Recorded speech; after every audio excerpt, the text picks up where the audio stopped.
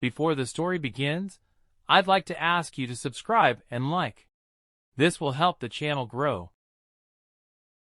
The Lantern Deal, a detective mystery story. Detective Rowan Hale was halfway through a late dinner at his favorite 24-hour diner when the door swung open with a bang. A man stumbled in, drenched in rain despite the clear night sky, clutching what looked like an old metal lantern cracked along its frame.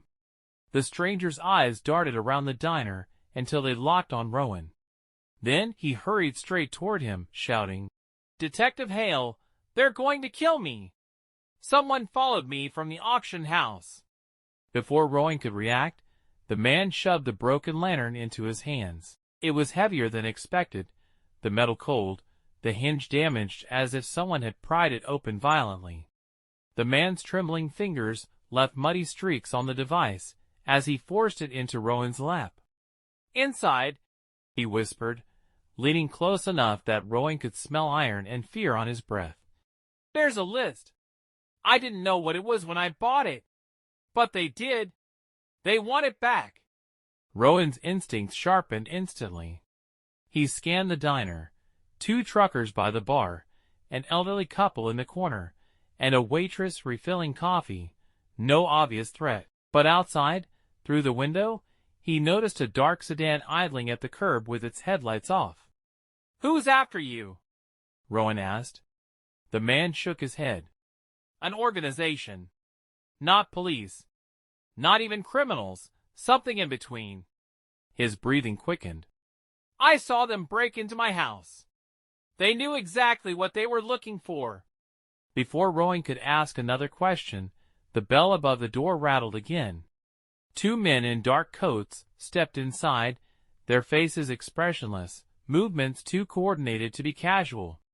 Rowan stood up instinctively, pushing the frightened stranger behind him. The newcomer closest to the door reached into his coat, not necessarily for a weapon, but with enough confidence that Rowan knew it wouldn't be good. Rowan lowered his voice. "If you're being chased, we're leaving.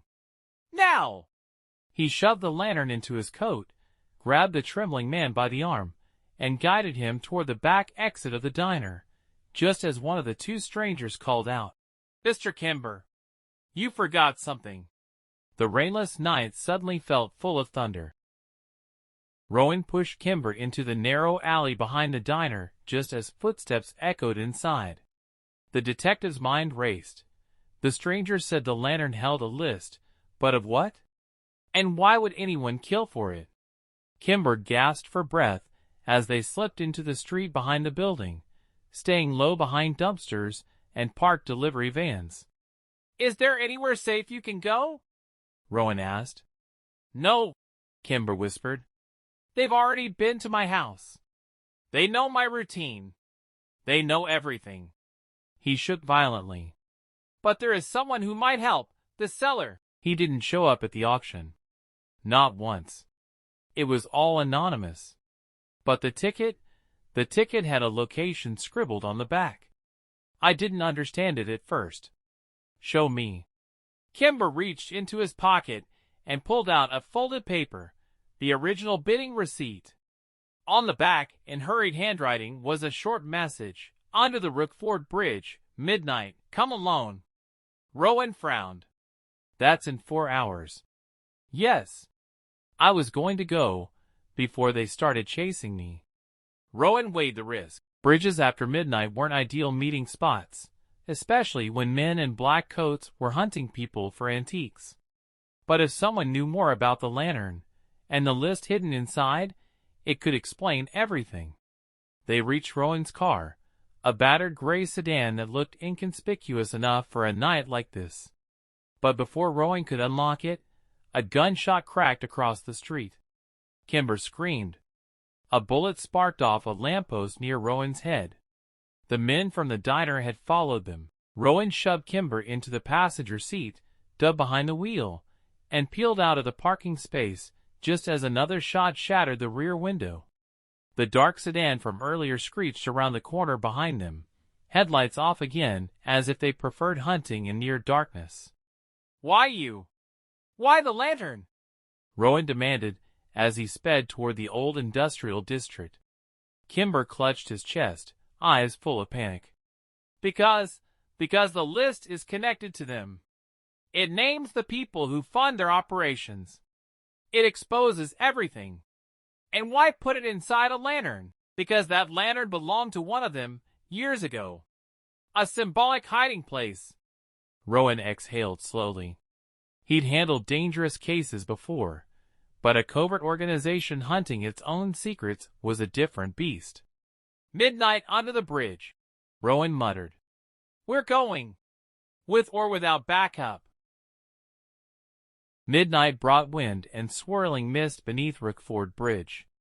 The river churned below, its currents lit only by dim reflections of street lamps far above. Rowan stood with his back to a concrete pillar, Kimber trembling beside him like a leaf caught in a storm. The broken lantern weighed heavily in Rowan's coat, its hidden secret pressing more urgently than ever. A faint click echoed in the darkness. Don't move, a voice whispered. Rowan raised his hand slowly. A tall silhouette emerged from behind one of the bridge supports, holding a flashlight beneath his chin. The beam illuminated a weathered face, angular, with deep-set eyes, and a scar running from his temple to his jawline. You came, the man said. And you brought him. Kimber stepped back instinctively. You're the one who sold the lantern. Why did you drag me into this? Because you were the only bidder who didn't look like them, the seller replied. I needed someone innocent, someone desperate enough to bid on a broken relic. Rowan's voice hardened. You knew it contained the list. Of course I did. I stole it from them 20 years ago. The wind howled across the steel beams above. The seller continued. They call themselves the Black Ledger. They don't just deal in secrets, they own people with them. Judges, CEOs, officers, anyone with influence. I used to work for them until I learned what the list really was. Every corrupt name tied to their network, recorded to ensure loyalty. It was insurance. But I stole it and hid it inside the lantern. I thought it was safe. Until they found you, Rowan said. The seller nodded. They would have caught me eventually. But I wanted it in neutral hands first, someone who might do the right thing. Kimber swallowed. I'm not a detective. I'm not a hero. No, the seller said softly. But you're honest. That's rarer than you think. Rowan was about to ask what exactly the Black Ledger planned when the sharp crack of gravel sounded nearby.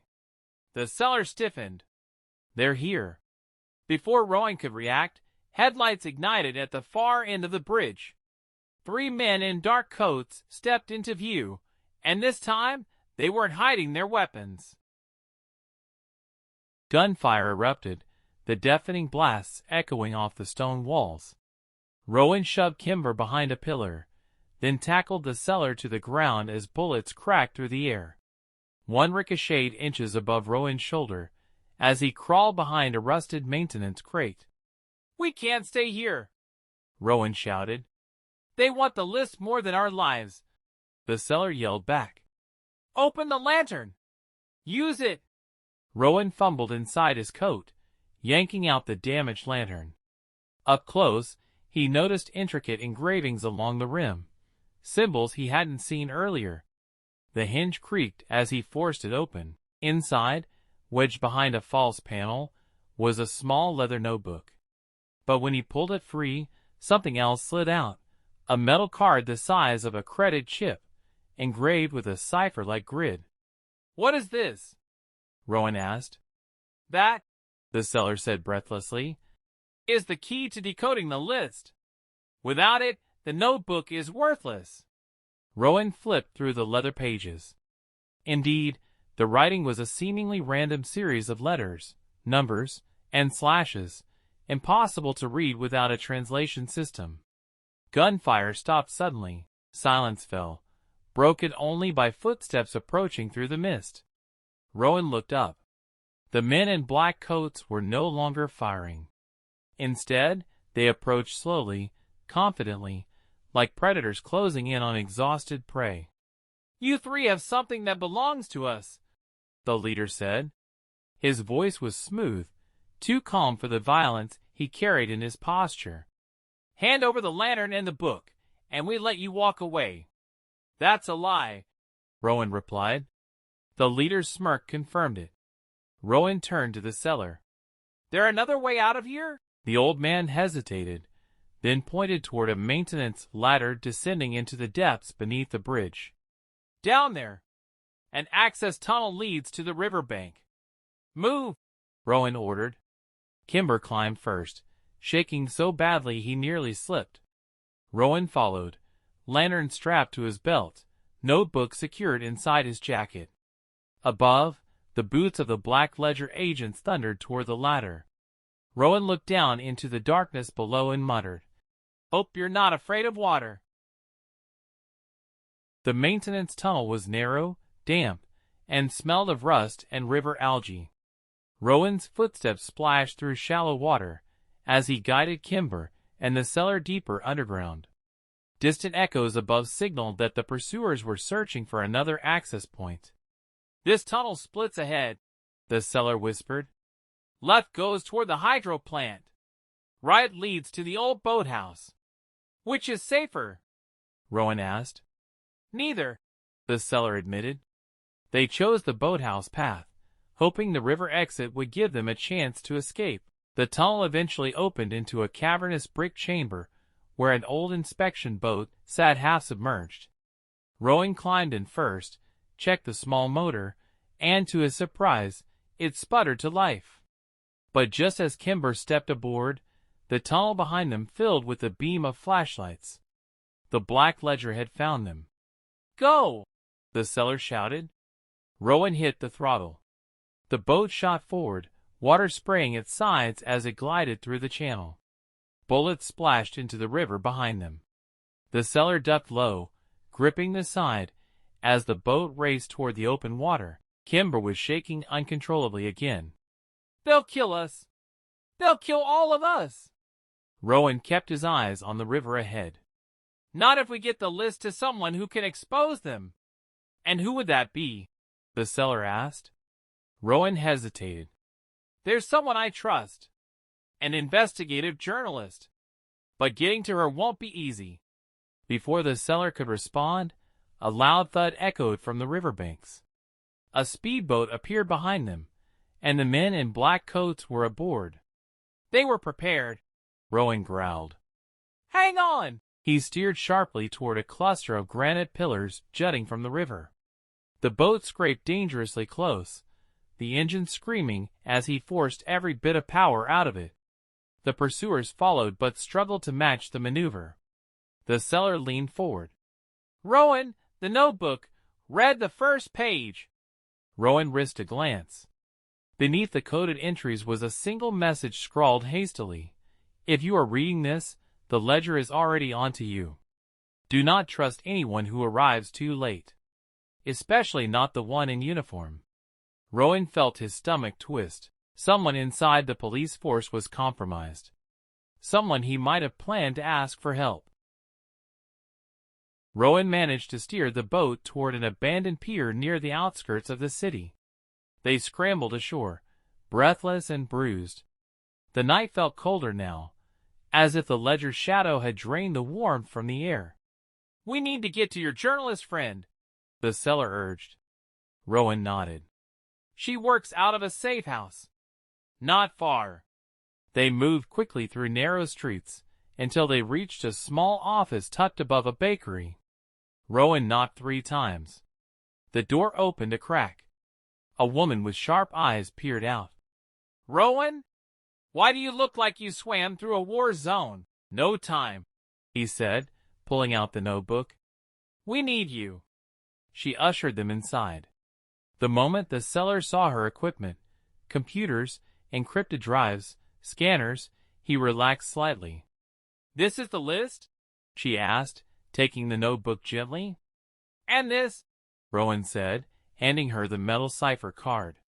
Within minutes, she was decoding the entries. Her eyes widened. "These names! They're everywhere. Politics, law enforcement, corporate boards. That's why they want it back, the seller explained. The ledger only survives through secrecy. Suddenly, footsteps on the stairs. Rowan raised his gun. Get behind the desk. The door burst open. A police captain stepped inside, someone Rowan worked with for years.